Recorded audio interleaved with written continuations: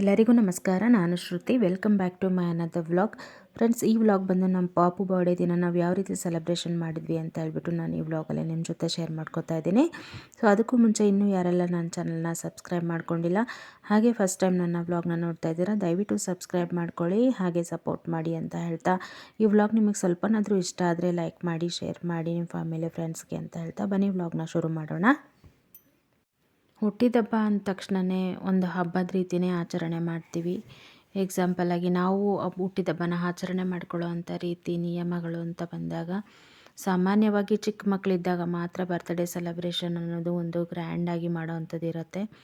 ಅದಾದ ನಂತರ ನಾವು ಬೆಳೀತಾ ಬೆಳೀತಾ ಕೆಲವೊಂದು ಜವಾಬ್ದಾರಿಗಳು, ಸ್ಕೂಲು, ಕಾಲೇಜು, ಹಾಗೆ ಹೀಗೆ ಮದುವೆ, ಮಕ್ಕಳು, ಈ ಥರ ಎಲ್ಲ ಅಂತ ಬಂದಾಗ ಕೆಲವೊಂದು ಟೈಮು ನಾವು ಹುಟ್ಟಿರೋಂಥ ದಿನಗಳನ್ನೇ ನಾವು ಮರ್ತಿರ್ತೀವಿ ಅಂತ ಹೇಳ್ಬೋದು. ಯೂಶ್ವಲಿ ನಾವು ಚಿಕ್ಕ ವಯಸ್ಸಲ್ಲಿ ಏನು ಎಂಜಾಯ್ ಮಾಡಿರ್ತೀವಿ ಅದಷ್ಟೇ ನಮ್ಮ ಲೈಫ್ ಅಂತ ಅನ್ಕೋಬೋದು. ನಾವು ತುಂಬ ಚಿಕ್ಕವರಿದ್ದಾಗ ಅನಿಸುತ್ತೆ ನಾವು ಬೇಗ ದೊಡ್ಡವರಾಗಬೇಕು ಅಂತ.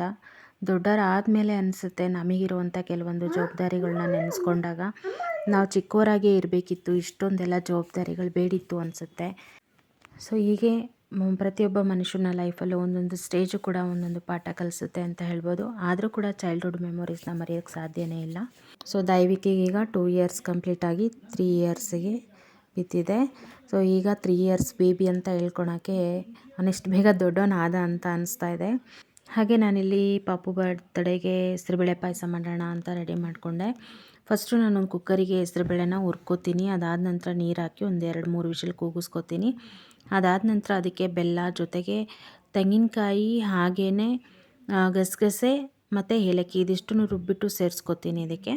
ನಂತರ ತುಪ್ಪದಲ್ಲಿ ದ್ರಾಕ್ಷಿ, ಗೋಡಂಬಿ ಮತ್ತು ಒಣಕೊಬ್ಬರಿನ ತುರಿದ್ಬಿಟ್ಟು ಸೇರಿಸ್ಕೊತೀನಿ. ಟೇಸ್ಟು ತುಂಬಾ ಚೆನ್ನಾಗಿರುತ್ತೆ. ಇನ್ನೂ ತಳ್ಳಗೆ ಮಾಡಿಕೊಂಡ್ರೆ ಲೋಟಕ್ಕೆ ಹಾಕ್ಕೊಂಡು ಕುಡಿಯೋಕ್ಕೆ ಇನ್ನೂ ಸೂಪರಾಗಿರುತ್ತೆ. ಎಸ್ಪೆಷಲಿ ಹೆಸರುಬೇಳೆ ಪಾಯಸ ಫ್ರಿಜ್ಜಲ್ಲಿ ಇಟ್ಟು ತಿನ್ನೋಕ್ಕೆ ಇನ್ನೂ ಚೆನ್ನಾಗಾಗತ್ತೆ. ಪಾಪು ಬರ್ಡೇ ಸೆಲೆಬ್ರೇಷನಿಗೆ 5:30ಗೆ ಹೋಗ್ಬೇಕು ಅಂತ ಅಂದ್ಕೊಂಡು ಎಲ್ಲರೂ ರೆಡಿ ಆದ್ವಿ. ಸೊ ನಾನು ತೋರಿಸ್ತೀನಿ ಎಲ್ಲಿ ನಾವು ಸೆಲೆಬ್ರೇಷನ್ ಮಾಡಿದ್ವಿ ಅಂತ ಹೇಳ್ಬಿಟ್ಟು. ಇವರು ನಮ್ಮ ನಾದಿನಿ ಪ್ರಕೃತಿ ಅಂತ ಹೇಳಿ, ಇವರು ಕೂಡ ಪಾಪು ಬರ್ಡೇ ಸೆಲೆಬ್ರೇಷನಿಗೆ ಊರಿಂದ ಬಂದಿದ್ದರು. ಇವರು ನಮ್ಮ ಮಾವ. ದೈವಿಕ್ ಯಾವಾಗಲೂ ಅವ್ರ ಪಪ್ಪ ಕಾರು ಅಥವಾ ಗಾಡಿ ಏನೇ ಸ್ಟಾರ್ಟ್ ಮಾಡೋಕ್ಕೆ ಮುಂಚೆ ಫಸ್ಟ್ ಹೋಗಿ ಕೂತ್ಕೊಬಿಡ್ತಾನೆ, ಎಲ್ಲಿ ಬಿಟ್ಟೋಗ್ಬಿಡ್ತಾರೋ ಅಂತ. ಹೀಗೆ ನಮ್ಮ ಮನೆಯವರು ಕಾರ್ ಶುರು ಮಾಡೋಕ್ಕೆ ಮುಂಚೆನೇ ಕೂತ್ಕೊಂಡ್ಬಿಟ್ಟಿದ್ದಾನೆ. ಅತ್ತೆ ಕೂಡ ರೆಡಿಯಾಗಿ ಬಂದರು.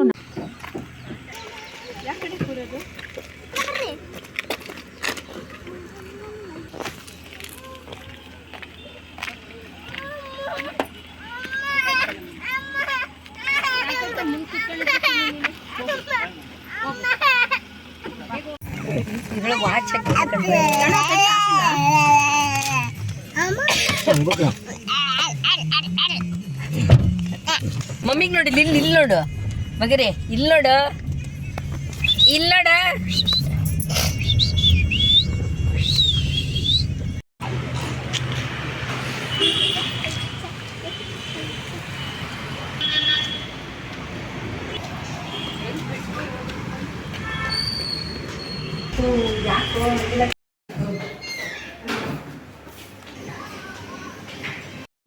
ಇದು ಬಂದು ಕೆಫೆ ಕಲ್ಚರ್ ಅಂತ ಹೇಳ್ಬಿಟ್ಟು 100 ಫೀಟ್ ರೋಡಲ್ಲಿ ನಿರ್ಮಲಾ ನರ್ಸಿಂಗ್ ಹೋಮ್ ಆಪೋಸಿಟಲ್ಲಿ ಬರುತ್ತೆ. ಸೊ ಇಲ್ಲಿ ಬರ್ಡೇ ಸೆಲೆಬ್ರೇಷನ್ಸ್ ಅಥವಾ ಎನಿ ಸೆಲೆಬ್ರೇಷನ್ ಮಾಡೋದಕ್ಕೆ ಎಲ್ಲ ಡೆಕೋರೇಷನ್ ಮಾಡಿ ಕೊಡ್ತಾರೆ. ಸೊ ನಾವು ಈವ್ನಿಂಗ್ ಸ್ನ್ಯಾಕ್ಸ್ ಟೈಪು, ಪಿಜ್ಜಾ ಈ ಥರದ್ದೆಲ್ಲ ಆರ್ಡ್ರ್ ಮಾಡ್ಕೋಬೋದು. ಸೊ ಡೆಕೋರೇಷನ್ ನೋಡಿ ಈ ರೀತಿ ಮಾಡಿದರು, ತುಂಬಾ ಚೆನ್ನಾಗಿ ಅನ್ನಿಸ್ತು. ಅಟ್ಮಾಸ್ಫಿಯರ್ ಕೂಡ ಚೆನ್ನಾಗಿತ್ತು. ಯೂಶ್ವಲಿ ನಾವು ಯಾವಾಗಲೂ ಮನೇಲಿ ಬರ್ಡೇ ಸೆಲೆಬ್ರೇಷನ್ ಮಾಡ್ತೀವಿ, ಬಟ್ ಹೊರ್ಗಡೆ ಹೋಟೆಲ್ಸ್ ಅಂದಾಗ ಮಕ್ಕಳಿಗೂ ಒಂಥರ ಎಂಜಾಯ್ಮೆಂಟ್ ಇರುತ್ತೆ ಅಂತ ಹೇಳ್ಬಿಟ್ಟು ನಾನು ಈ ಥರ ಮಾಡೋಣ ಅಂತ ನಮ್ಮ ಮನೆಯವ್ರಿಗೆ ಅಂದೆ. ಸರಿ ಆಯಿತು ಅಂತ ಒಪ್ಕೊಂಡ್ರು. ಹಾಗಾಗಿ ನಾವು ಇಲ್ಲಿ ಬುಕ್ ಮಾಡ್ಕೊಂಡ್ವಿ.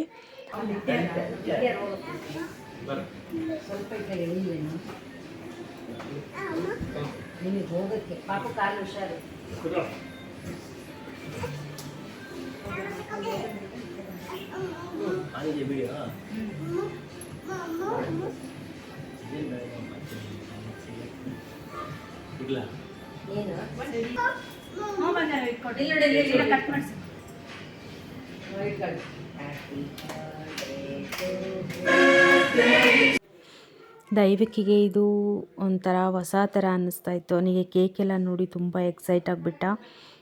ಎಷ್ಟು ಬೇಗ ನಾವು ಕೊಡ್ತೀವಿ ಅವನಿಗೆ ತಿನ್ನೋಕ್ಕೆ ಅನ್ನೋ ಥರ ಮಾಡ್ತಾಯಿದ್ದ. ಜೊತೆಗೆ ಅಲ್ಲಿ ಕೆಫೆ ಕಲ್ಚರಲ್ಲಂತೂ ಒಂದು ಕಡೆ ನಿಂತ್ಕೊಳ್ಳಲಿಲ್ಲ, ಅಷ್ಟು ಓಡಾಡ್ತಾನೆ ಇದ್ದ. ಬಿದ್ದುಬಿಟ್ಟು ಸ್ವಲ್ಪ ಏಟ ಕೂಡ ಮಾಡ್ಕೊಂಡ. ಸೊ ನಮಗೂ ಒಂಥರ ಅವ್ನಿಗೆ ಹಿಡಿಯೋದ್ರಲ್ಲೇ ಅರ್ಧ ಟೈಮ್ ಇದಾಗ್ಬಿಡತ್ತೆ. ಸೊ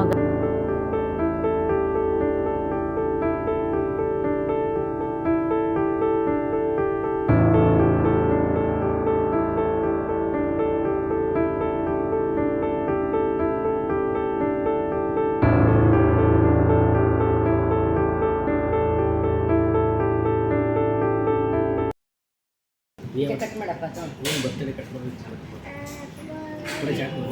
ಅದೇ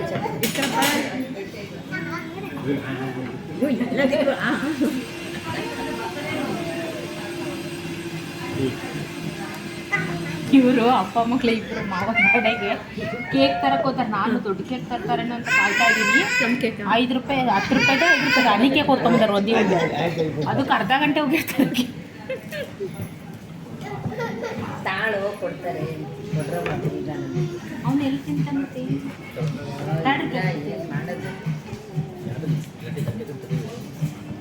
ಹೌದಾ? ಇದೇ ನನಗೆ ಕೈ ಹಿಡ್ಕೊಂಡು ಇತ್ತೋಳ್ರಿ ಒಂದು ಫೋರ್ಕ್ ಕೊಡಿ.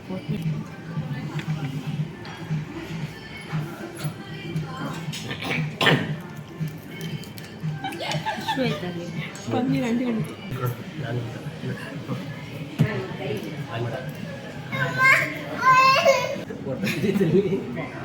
ಬರ್ತಡೇ ದಿನನೇ ಒಟ್ಟು ತಿಂದಿದ್ದೆ. ಬಿದ್ದ ಅವನ್ನೆಲ್ಲ ಕುಡಿಸ್ಕೊಂಡ ಅನ್ಸುತ್ತೆ.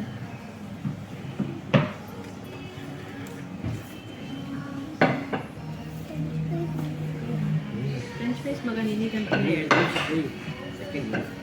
ಮತ್ತೆ ಫೋಟೋ ಹೊಡಿತಿದ್ದೀರೇ ಒಂದು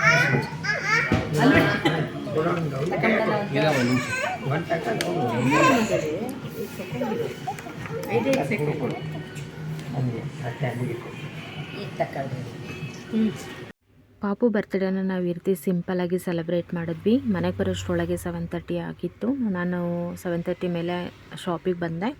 ಸೊ ಅದಾದ ನಂತರ ನಾನು ನಿಮಗೆ ಲಾಸ್ಟ್ ವ್ಲಾಗಲ್ಲಿ ಹೇಳಿದ್ದೆ ಫೋಟೋಶೂಟ್ ಮಾಡಿಸಿದ್ವಿ ಪಾಪುದು ಅಂತ ಹೇಳ್ಬಿಟ್ಟು. ಸೊ ಕೆಲವೊಂದು ಫೋಟೋ ಸ್ನ್ಯಾಪ್ಸ್ನ ನಾನು ನಿಮ್ಮ ಜೊತೆ ಶೇರ್ ಮಾಡ್ಕೋತಾ ಇದ್ದೀನಿ. ಸೊ ಔಟ್ಪುಟ್ ಈ ರೀತಿ ಬಂದಿತ್ತು.